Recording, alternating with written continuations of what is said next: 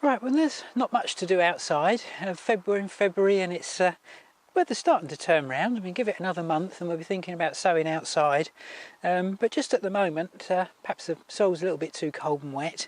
Still things you can do, and one of those is planting perennial herbs. We've got a little selection here.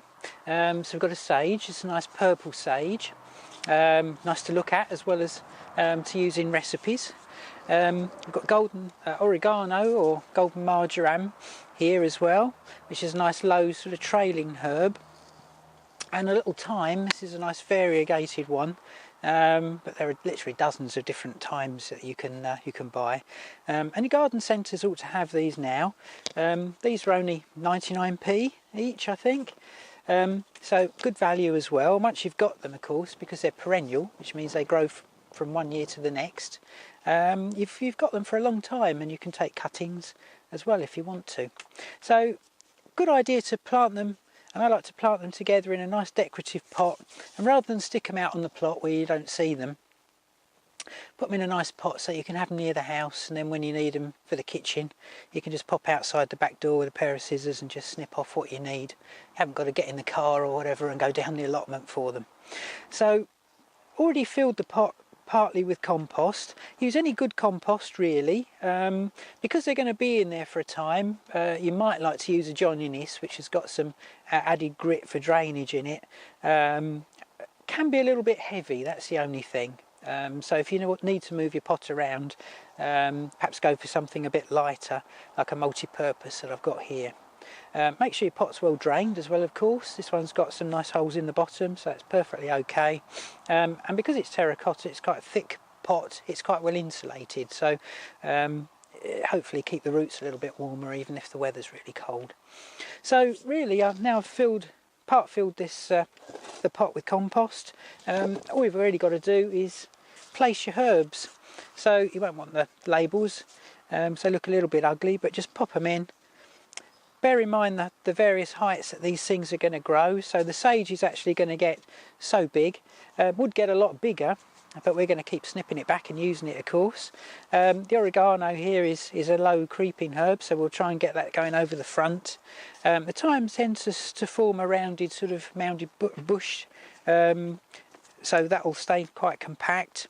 And to fill it, we've got some chives here, which I'm going to split, which has been just grown in a pot. Bearing in mind the time of year, they don't look their best, but give them another month and they'll start to grow away and look fine. So it's just a case of, once you're happy with the arrangement, just get some compost, and we'll take them out of the pots and start planting.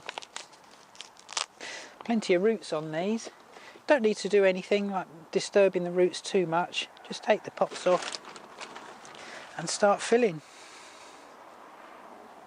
I need a little bit more in the bottom underneath that one, and because that one's going over the edge, I'm going to sort of angle that one so it'll grow and fall over the edge naturally and look quite nice.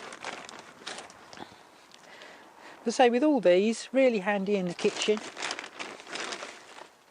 With things like the thyme and the oregano, come the summer, when there's plenty of growth, you can think about taking some cuttings off of them if you want to, and you just take nice little soft shoots off there and root them in small pots. Don't need any heat by that time. Just keep them in the sheltered part on the patio or just out of direct sunlight, and they'll soon root. My sage, again, several sorts of sages. There's a nice variegated one, so this is the purple one, or the ordinary green one, which is the one you'd usually use in cooking, but all of them are absolutely fine for using in recipes. Bit of compost around, and the thing with compost is not to over firm it. Obviously you want to make sure the plants are secure, but if you start pushing down too much, you just push all the air out of the compost, and the roots don't grow very well. The roots need as much air as the leaves do. Now, say I was thinking of putting this bay tree in a pot as well, but it's grown a little bit too much. This is actually a cutting about 3 years ago from a big bay tree that I've got in the garden.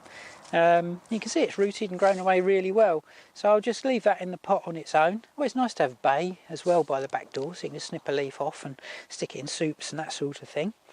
The chives here, A little bit too big to go in as it is. Okay, so going to divide these chives. It'll be quite tough actually when they've been in the pot for a while, but we'll just split them. And you could split that down even more. I don't know if you can see, there's lots of little bulbs there, just like, well, they are onions, obviously onion family. So you could split that again if you wanted to. But they multiply really quickly, so this time next year you'll be easily be able to split them again. And I'll just put those in the back. Pop them in. The thing I like about chives is you get a lovely pink flower on them as well come the summer, and they'll flower right into the autumn. Look really nice, as well as being really tasty. A nice onion substitute in recipes. I will just pop those in.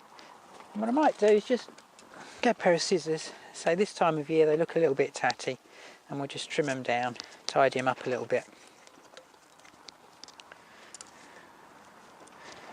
But give them a month and they'll soon grow away again. That's it. Let's top up a little bit. Move that, give it a good water, stick it by the back door, and you've got herbs year round for any recipes that you might want to do.